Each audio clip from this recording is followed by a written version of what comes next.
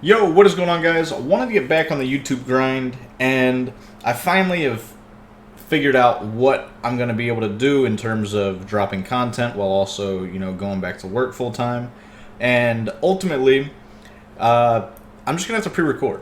So I'm going to have to get a bunch of videos done, get them, ready to go, and get them dropped that way. Have them scheduled to drop throughout the week. So a lot more difficult for me, honestly, but I do want to keep this thing going. I think the stuff that I'm dropping actually does help you guys and gives you if nothing else, it gives you a unique outlook on the game that you don't see a lot of other people have, or at least that's the way I feel.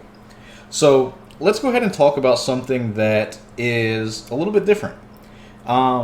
Everybody by now knows that rollout corners are dominant, but it's really difficult to duplicate that in regs. So if you're playing regs, money games, or even just regular head-to-head online, you may not have the perfect team to abuse some of these concepts, like the rollout corner, right?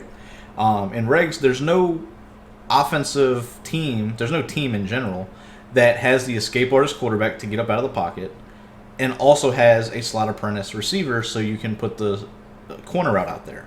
So you're stuck utilizing corners that typically aren't very good. Either they're too deep to where a outside third will play them, or they're too short to where a cover two will play it. And throughout all of my time playing the game this year, there's only a handful, and I really mean only a handful of corners that are good enough to abuse that concept out of. One of them being the one out of New Orleans, out of the tight offset formation, right? Y out halfback swing.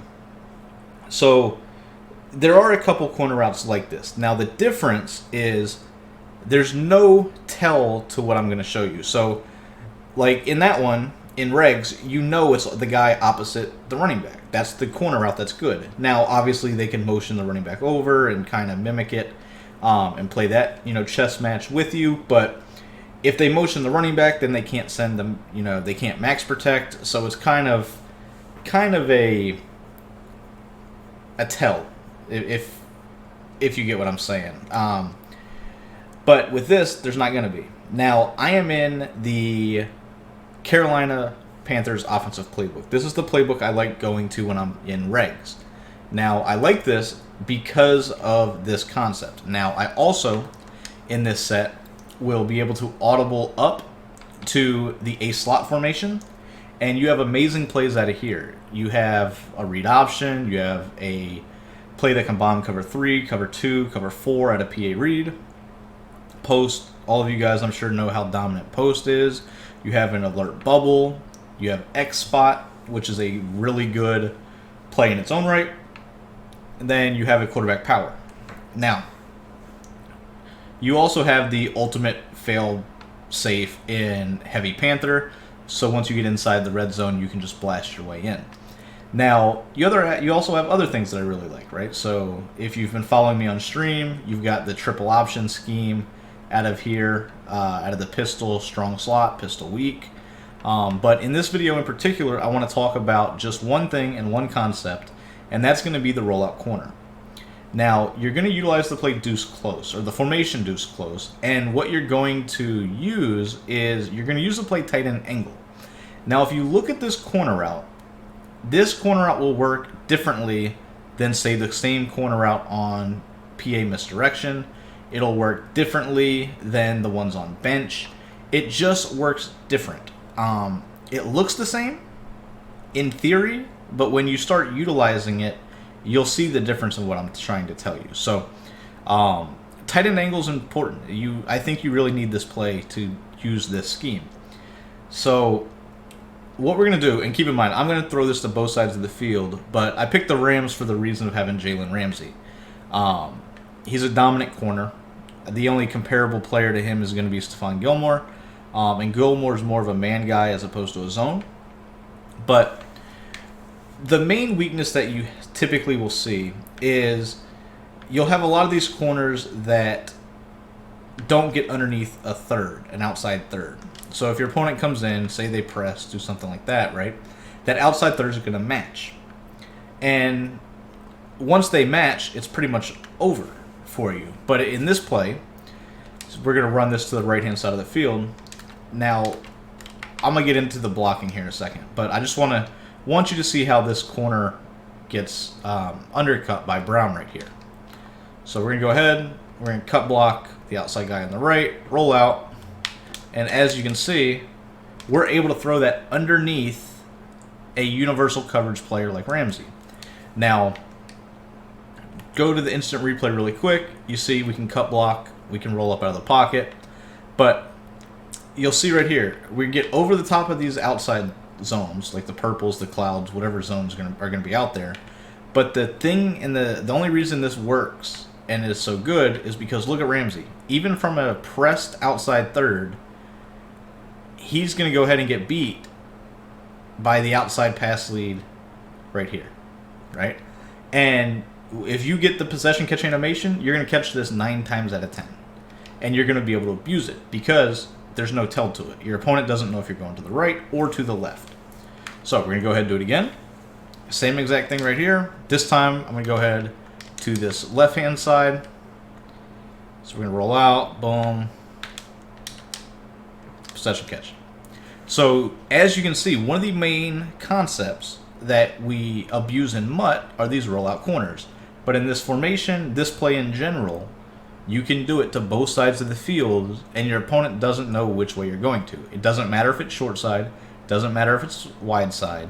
You can roll out to both directions and hit these corners. So basically, the only other thing you need to know about this is you need to know how to block.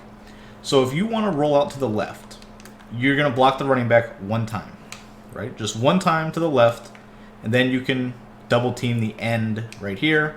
Now, I'm going to flip the formation so I have that outside linebacker blitzing on the left, just so you guys can see the cut block. Obviously, if you double team the end, you're going to be able to roll out of the pocket anyway, right? So this way, there's a linebacker over there.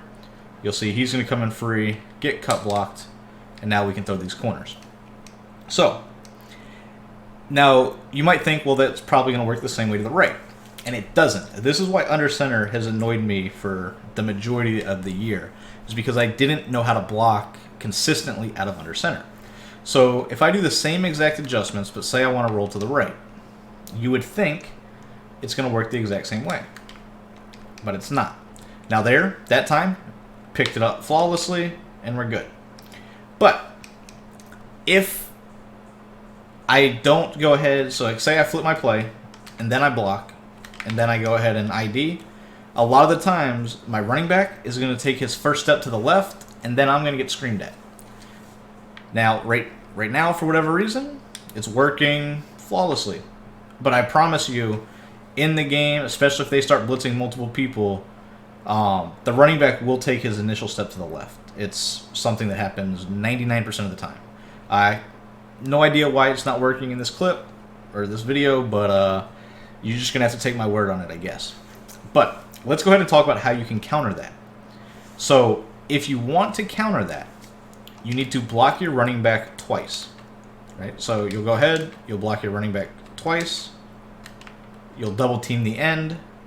Same here, you don't got to worry about the ID, but now it's going to go out there, it's going to cut block them, and then you're going to be able to throw and make your reads. So just to kind of recap that a little bit, you're going to block the running back once if you want to roll out to the left. If you want to roll out to the right, you got to block your running back twice. Doesn't make a whole lot of sense, but it does trigger the different blocking assignments by the running back.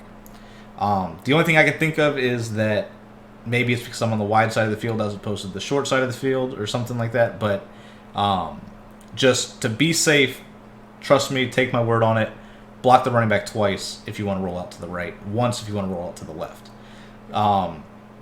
If you get them mixed up, you're going to get in trouble. So say you block twice, and then at the last second you want to roll out to the left. Well, if they're blitzing the outside linebacker on the left, you're going to get screamed at.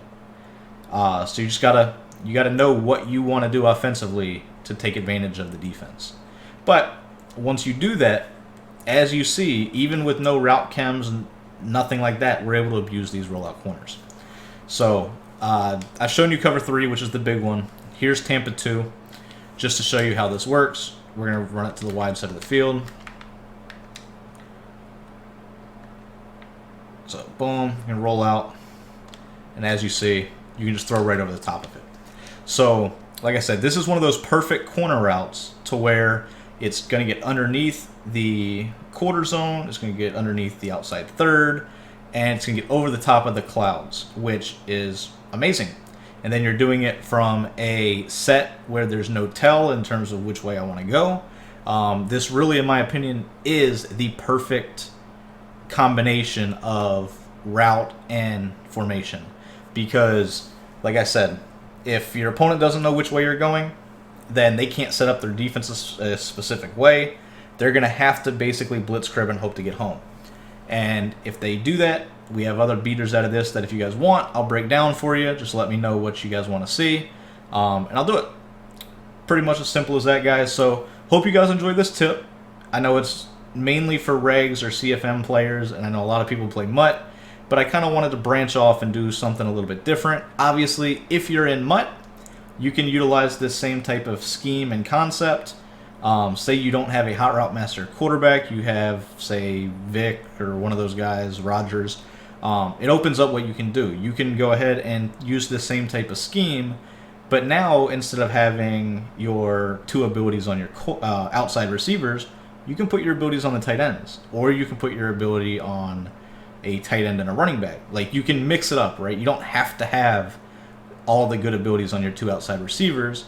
Although, to be fair, if I'm using this scheme, this is pretty much what I want to do, right? I wanted to go ahead and utilize my receivers and my and my quarterback. But it gives you the versatility to do it, to abuse these aspects of the game without actually needing the perfect fit in terms of what we have in MUT. So hopefully you guys enjoy. If you want to see more stuff out of this scheme, make sure you drop a comment so I know you want to see it. Also, if you haven't, please subscribe to the channel. It really does mean a lot. It lets me know that the channel is growing and makes me want to, pump these videos out a little bit more for you guys. So hope you guys enjoy once again, and I'll catch you in the next video.